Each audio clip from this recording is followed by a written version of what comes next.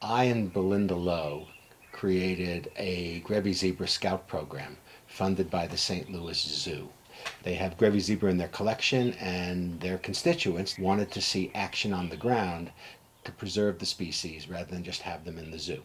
And every year we'd go into the communities and share the results with the people.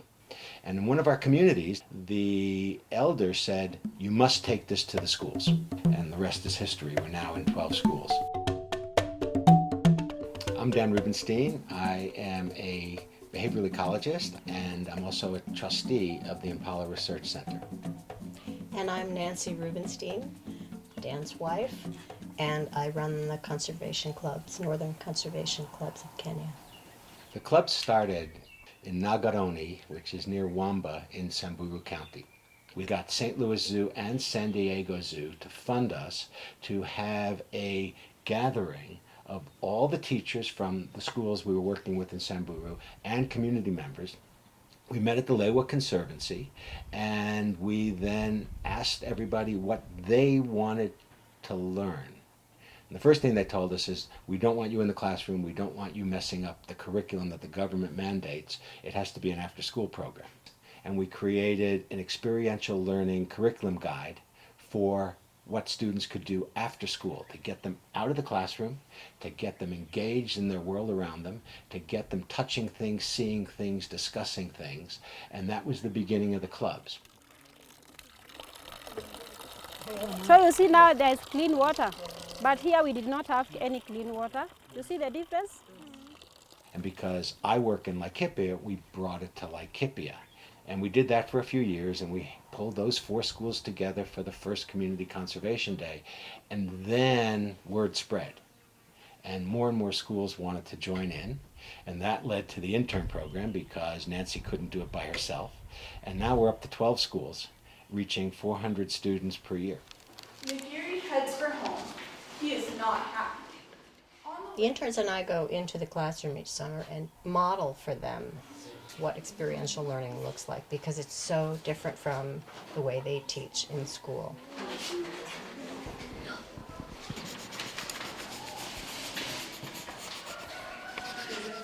And the American students represent novelty, and so it relaxes the students, which opens their minds and lets them play, because the type of learning that we want is running around, talking, chitter-chattering, asking questions, and listening and trusting each other in giving the answers.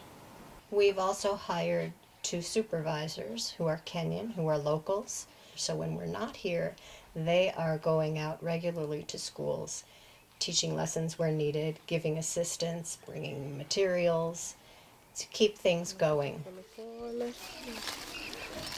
And then if the soil is too dry, unaweza mwaga maji kidogo ndani, alafu ongeze mchanga, alafu mwage. These children have grown up in a landscape very different from the ones that their parents grew up in.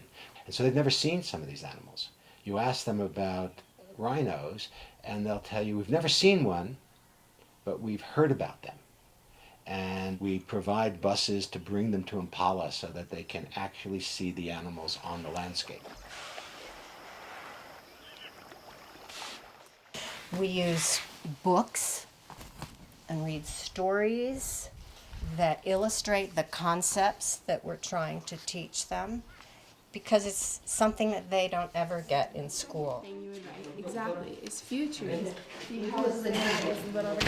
So they're learning concepts, they're learning about the wildlife, they're learning an appreciation for the world around them in a fun way.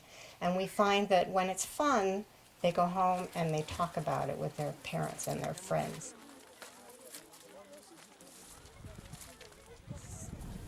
Learning about the animals is important, learning about biodiversity is important, but understanding the dynamics of the ecosystem is actually more important. What impact are they having directly on the landscape, and how does changing the landscape affect both their livestock's performance, growth, and milk production, as well as the stability and sustainability of the wildlife populations. Okay, so that means our animal which passes over this under this hole, it will be captured. So we'll be able to know which animal enters that hole. We had Princeton students from the teacher preparation program and alumni from that program worked together to build traditional American style curriculum guides. What materials, what's your big question, what are subsidiary questions, in a very organized way, and connecting it to the next generation standards, both in Kenya and in the US. And so they took lessons that we did on wildlife out here, like on elephants and impala and zebras, and made parallel units for American teachers in the local environment. We've had hundreds of thousands of hits from people going to the Impala Live website, which has a classroom button. And the goal someday is to actually have the virtual classroom where teachers from the US and Europe are actually communicating with teachers and students in Kenya so they can share ideas about their respective environmental issues.